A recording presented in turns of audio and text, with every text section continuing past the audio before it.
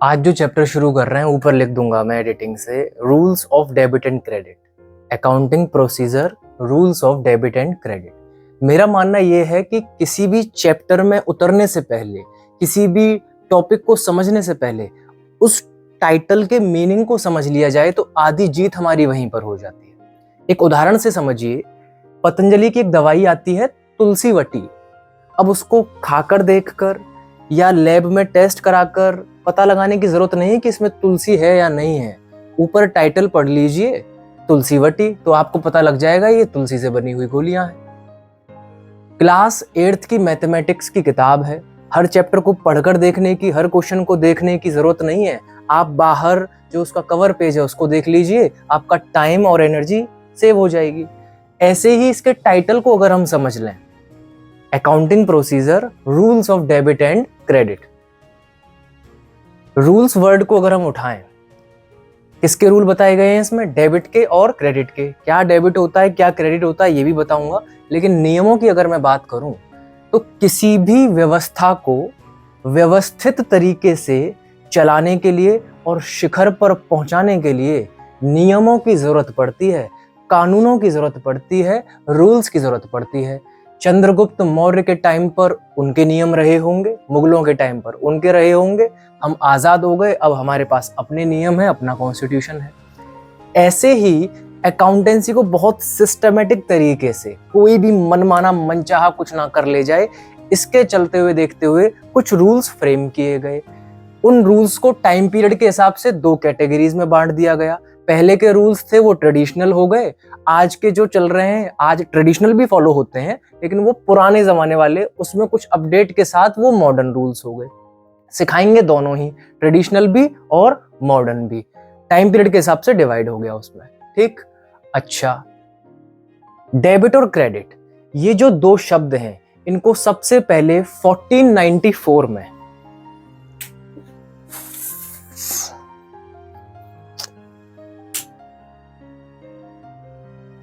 तो मैं कह रहा था कि 1494 में सबसे पहले इंसान हुआ का मतलब एक इंसान था जिसने 1494 में, उसका नाम था ल्यूका पाइशोली, यही शायद इसका प्रोनाउंसिएशन है, पता नहीं बाकी। इसने एक किताब लिखी, उस किताब का नाम था समा द अर्थमेट्रिया ज्योमेट्रिकल अल प्रोपोर्शनल प्रोपोर्शनलिटा। मैं दोबारा दोहरा देता हूँ किताब का नाम, समा द अर्थमेट्रिया ज्योमेट्रिकल अल प्रोपोर्शनलिटा। तो उसने इस किताब में सबसे पहले 2 टर्म डेबिट और क्रेडिट, इनका जिक्र किया। क्या है? जैसे मैथमेटिक्स के अंदर जो भी नंबर है, जो भी, ठीक, उसका एक नेचर होता है। या तो उसका नेचर कुछ नहीं है, तुम क्या मानते हैं, प्लस और या माइनस, ये पॉजिटिव और नेगेटिव, ये इसके नेचर हैं। ऐसे ही जो अकाउंटेंसी के अंदर अलग अलग अकाउंट्स बनते हैं, कैश अकाउंट है, कैपिटल अकाउंट है, परचेज अकाउंट है, सेल्स अकाउंट है, सैलरी अकाउंट है और रेंट अकाउंट है, अलग अलग जो अकाउंट्स बनते हैं, ड्राइंग अकाउंट है, उन अकाउंट्स का या तो डेबिट नेचर होगा या क्रेडिट नेचर होगा। ठीक ऐसे ही जैसे मैथमेटिक्स में या तो पॉजिटिव नेचर होगा, प्लस नेचर होगा, या माइनस नेचर होगा। ये चीज समझ लीजिए, ठीक।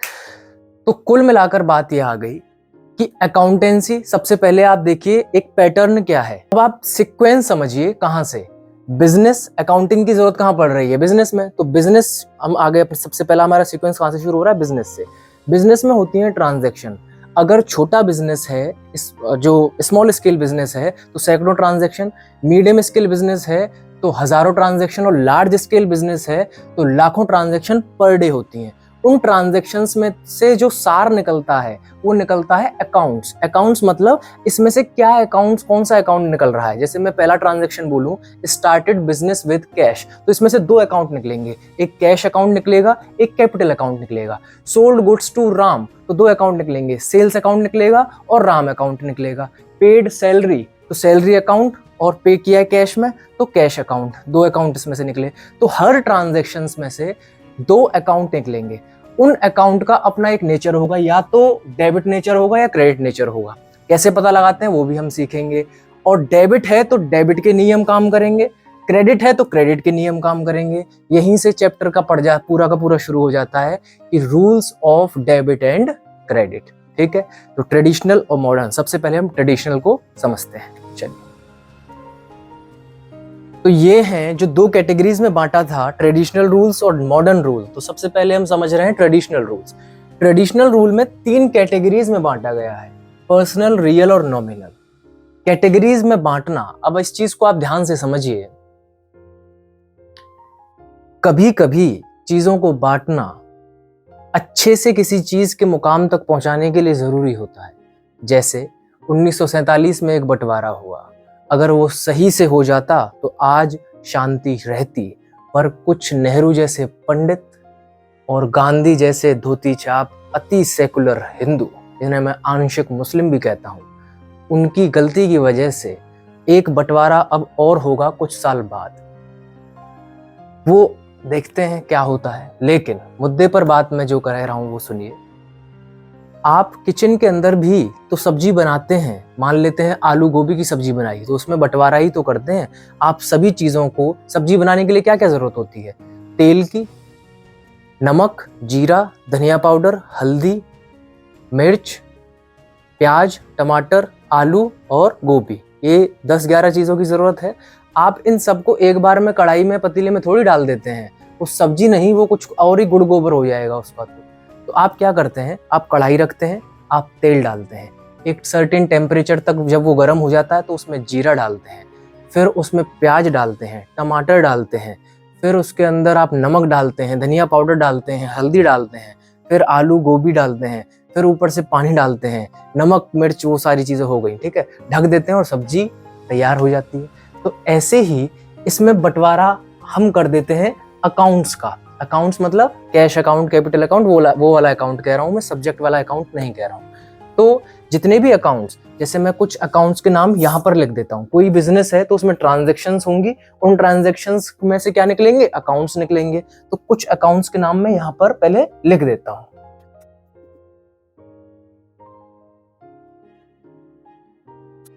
ये मैंने कुछ अकाउंट्स लिख दिए, cash, capital, rent, purchase, stock, machinery, furniture, sales, salary, prepaid insurance, salary outstanding account, ठीक है। अब आप क्या करते हैं, 3 कैटेगरी है हमारे पास, पर्सनल, रियल और नॉमिनल। पहले पर्सनल क्या होती है उसको समझ लेते हैं। पर्सनल होती है रिलेटेड टू पर्सन। आपकी बिजनेस में कोई भी ट्रांजैक्शन हुआ तो कुछ होंगे ना जो इंसानों के अकाउंट बनेंगे, यहाँ इंसानों के रह गए, जैसे राम्स अकाउंट, जैसे सीताज अकाउंट, सीता राम के साथ ये धार्मिक मुद्दा हो जाएगा। क्या लें, अल्लाह अकाउंट ले लें? नहीं, गर्दन कट सकती है। तो क्या लें? जीसस भी नहीं, सविता नहीं, फिर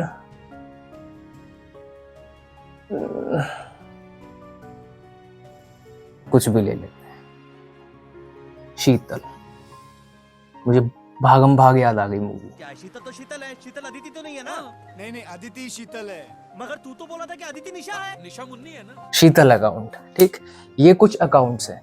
तो पर्सनल, अगर किसी इंसान का, मैंने किसी इंसान को सामान बेचा, सोल्ड गुड्स टू, मेरा बिजनेस हूँ, मेरा बिजनेस है या मैं ही बिजनेस हूँ ये मान लीजिए, तो मैंने सामान बेचा किसको? राम को, तो सोल्ड गुड्स टू राम। तो इसमें एक सेल्स अकाउंट है क्योंकि सेल हुई है, सेल्स अकाउंट। और दूसरा किसको बेचा मैंने? राम को। नाम आ रहा है, इसका मतलब उसने मुझे पैसा नहीं दिया है, तो पर्सन का अकाउंट क्रिएट होगा, तो राम का अकाउंट। तो ये अब अकाउंट जब मैं डिवाइड करूंगा तो किस में आएगा? राम का अकाउंट, पर्सनल में, क्योंकि it is related to person, ठीक। तो इसमें भी 3 कैटेगरी हैं, नेचुरल पर्सनल, आर्टिफिशियल पर्सनल और रिप्रेजेंटेटिव पर्सनल। नेचुरल यानी जो भगवान ने जिसको बनाया है इंसान के रूप में, वो अगर मनुष्य है, वो अगर कोई लेन देन बिजनेस में कर रहा है और उसका अकाउंट बन रहा है तो वो नेचुरल पर्सनल है। आर्टिफिशियल, नेचुरल इंसान ने कोई कंपनी, कोई फर्म, कोई बिजनेस क्रिएट किया हुआ है और उस बिजनेस का, आपके बिजनेस से कोई ट्रांजैक्शन हो रहा है तो उस बिजनेस का नाम आ रहा है, मान लो ABC लिमिटेड, फलानी फर्म लिमिटेड, ठीक। तो वो सब क्या हो जाएंगे? वो नेचुरल पर्सनल नहीं है, वो है आर्टिफिशियल पर्सनल। रिप्रेजेंटेटिव पर्सनल यानी एक तरीके से ये किसी पर्सन को रिप्रेजेंट कर रही है। आउटस्टैंडिंग और प्रीपेड और कैपिटल अकाउंट, ये जितने भी हैं ये सारे के सारे रिप्रेजेंटेटिव पर्सनल में आते हैं, क्योंकि कैपिटल मतलब क्या होता है? मालिक का लगाया हुआ पैसा, मालिक इंसान, तो रिप्रेजेंटेटिव अब कैपिटल अकाउंट इंसान का अकाउंट तो नहीं है, लेकिन कैपिटल रिप्रेजेंटेटिव है क्योंकि वो रिप्रेजेंट कर रही है मालिक को, ठीक है। तो ये रिप्रेजेंटेटिव पर्सन हो गया। यानी कुल मिलाकर इन ऑल तीनों का क्या है, they are related to person. तो ये अकाउंट है। अब आप इसमें से देख लोगे कि नहीं देख लोगे कि पर्सनल अकाउंट कौन कौन से हैं। तो पर्सनल अकाउंट दो हैं। मेन पर्सनल की बात करूं, पर्सन से रिलेटेड, राम और शीतल। रिप्रेजेंटेटिव की भी लो तो आप इसको कैपिटल को भी उसमें काउंट करोगे, ठीक है। रियल पर आ जाते हैं। रियल होते हैं, रियल जैसे ये आपको नजर आ रहा है मार्कर, रियल चीज है, ठीक है। लेकिन यहाँ पे कोई एनर्जी नजर आ रही है नहीं, तो वो नजर नहीं आ रही। तो रियल मतलब जो मैटर, साइंस में मैटर और एनर्जी दो चीजें हैं ना, तो जो मैटर जो एग्जिस्ट करता हो, आपको दिख रहा है, छू सकते हो, जिसे टच कर सकते हो, देख सकते हो, फील कर सकते हो, वो रियल में। Related to assets. असेट्स यानी एक बिजनेस के अंदर आपके कमरे में जहां तुम अभी बैठे हो, उसमें जितनी भी तुम्हारी चीजें, वो तुम्हारी संपत्ति हो, तुम्हारा सारा का सारा असेट्स है, तो वो सब किस में आएगा, रियल में आएगा। किसको छोड़कर, डेटर को छोड़कर, क्योंकि डेटर भी असेट्स है। डेटर मतलब जिसको भी आपने उधार पर सामान बेचा। मैंने राम को सामान बेचा तो राम डेटर है, राम मुझे पैसे देगा जितना भी मैंने उसको सामान बेचा है। मान लो 1000 रुपए का बेचा तो वो मेरी 1000 रुपए की संपत्ति है, कौन, राम। लेकिन वो है पर्सन, तो ज्यादा जो वजन है वो किस तरफ जा रहा है, इस तरफ जा रहा है, तो वो पर्सनल में इंक्लूड हो जाएगा डेटर, वो रियल में इंक्लूड नहीं होगा असेट्स होते हुए भी। तो रियल में आते हैं क्या, रिलेटेड टू असेट्स, जितने भी असेट्स हैं। अब इसमें देखो असेट्स क्या क्या है, कैश असेट है, रियल में आएगा। स्टॉक असेट है, रियल में आएगा। मशीनरी असेट है, रियल में आएगी। फर्नीचर असेट है, रियल में आएगा, ठीक है। और कोई जो है असेट नहीं है तो नहीं आएगा। डेटर को छोड़कर सारे असेट्स रियल में, ठीक। नॉमिनल, जितने भी खर्चे और कमाई की चीजें हैं, आप याद करो अकाउंटिंग इक्वेशन के अंदर कैपिटल में मैं आपसे क्या ट्रीटमेंट करवाता था, जितने भी फायदे की चीजें हैं उन सबको जुड़वाता था, और जितने भी नुकसान की, घाटे की, लॉस की चीजें उन सबको कैपिटल में से माइनस करवाता था, ठीक। यहाँ पर कैटेगरी अब अलग कर दी है। नॉमिनल यानी कि जो कैपिटल में हम जोड़ते और घटाते थे, यहाँ पर अलग, यानी एक्सपेंसेस या लॉस या घाटा या कुछ भी जो चीजें हैं वो सब एक्सपेंसेस, और जो फायदा है, प्रॉफिट है, गेन है, वो सब रेवेन्यू में आ गया, ठीक। वो सब किस में आएगा, नॉमिनल के अंदर आता है। बहुत नॉमिनल एक्सपेंसेस, ठीक है, नॉमिनल सा चार्ज है, ठीक, मामूली सी चीजें। तो खर्चे जो रोजमर्रा के हैं और रोजमर्रा की जो कमाई है वो नॉमिनल कैटेगरी में। जैसे इसमें रेंट जो है वो खर्चा है तो नॉमिनल में आएगा। सैलरी है, नॉमिनल में आएगा। प्रीपेड इंश्योरेंस और सैलरी आउटस्टैंडिंग, ये खर्चे जैसे लग रहे हैं लेकिन ये खर्चे हैं नहीं, तो ये इसलिए पर्सनल में आते हैं। क्यों, ध्यान से समझिए। प्रीपेड इंश्योरेंस, इंश्योरेंस जब पे करना होता तब करते तो ये खर्चा होता, तुमने पहले ही पे कर दिया है, खर्चे में आएगा नहीं, ठीक। तो अब किस में आएगा, तो जिसने पे किया है ये उसके अमाउंट को रिप्रेजेंट कर रहा है। क्योंकि अगर प्रीपेड इंश्योरेंस ने जो पहले ही इंश्योरेंस पे कर दिया है, अगर वो इंश्योरेंस कैंसिल कर देता है तो पैसा वापस करना पड़ जाएगा, किसको, उस पर्सन को। तो यहाँ पर पर्सन का वजूद ज्यादा है, इसलिए पर्सनल में आएंगे क्या, प्रीपेड इंश्योरेंस। सैलरी आउटस्टैंडिंग, आपको जब देना था तब देते, नॉमिनल में आ जाता, ठीक। आपको देना था पर आपने दिया ही नहीं है। आपको जुलाई में पैसा देना था, जून में पैसा देना था, जुलाई आ गई, आपने पैसा दिया ही नहीं, तो वो पर्सन को रिप्रेजेंट कर रहा है कि उस पर वो अमाउंट बाकी है, बकाया है, तो वो भी किस में आएगा, पर्सनल में आएगा। जिस दिन पे कर देगा उस दिन एक्सपेंस बन जाएगा, नॉमिनल में चला जाएगा, ठीक है। तो ये सारी चीजें हो गई। Personal related to person, real related to assets except debtor, and nominal related to expense and revenue. तो तीन मोटी मोटी कैटेगरीज में बांट दिया। जो भी बिजनेसेस में होती हैं, ट्रांजैक्शंस में से निकलते हैं अकाउंट्स, उन अकाउंट्स को तीन कैटेगरी में आप बांटोगे। इंसान से रिलेटेड है तो पर्सनल में डाल दोगे, संपत्ति असेट से रिलेटेड है डेटर को छोड़कर तो आप उसको रियल में डाल दोगे, और खर्चे और कमाई ये तो पता लग जाता है ना कि ये मैंने 500 रुपए दिया तो ये खर्चा है या इससे मेरे को कोई असेट आ रहा है। मान लो एक अमाउंट लेते हैं 50,000 रुपीज, वो अगर सैलरी में जा रहा है तो वो नॉमिनल में है। वही 50,000 फर्नीचर खरीदने में जा रहा है तो असेट रियल में आ जाएगा, क्योंकि उससे एक असेट बदले में आ रहा है लौट कर। तो एक्सपेंस में और असेट में फर्क होता है, ठीक है, ये चीज। अब इनके नियम क्या है, जैसे ही बिजनेस ट्रांजैक्शंस में से अकाउंट्स में से आपने इन तीनों कैटेगरीज में डाल दिया। जैसे ही तीनों कैटेगरीज में डालोगे तो तीनों कैटेगरीज के रूल्स क्या हैं ये आपको और पता हो तो आप डेबिट और क्रेडिट का खेल आप कर दोगे। क्या है, पर्सनल का रूल है डेबिट, क्योंकि पर्सन से रिलेटेड है तो इसमें रिसीवर और गिवर होंगे, तो डेबिट करना है रिसीवर को, जो रिसीव कर रहा है उसको आप डेबिट करोगे। क्रेडिट करना है गिवर को, जो गिव कर रहा है उसको आप क्या करोगे, क्रेडिट कर दोगे। तो ये debit the receiver, credit the giver. अच्छा, एक ही ट्रांजैक्शन में बहुत रेयरली ये चीज होती है कि एक ही ट्रांजैक्शन में दोनों अकाउंट पर्सनल के हों। हो सकता है, मैं ये नहीं कह रहा नहीं हो सकता, पर बहुत कम होता है। रियल में होता रहता है, नॉमिनल के अंदर भी बहुत कम चांस है। ठीक है, तो डेबिट करोगे किसको, रिसीवर को, और क्रेडिट करोगे किसको, गिवर को। एक ट्रांजैक्शन देख लेते हैं, sold goods to Ram, sold goods to Ram, Ram को सामान बेचा। तो राम क्या है इसमें, रिसीवर है, तो रिसीवर है तो राम को मैं क्या करूंगा, डेबिट करूंगा।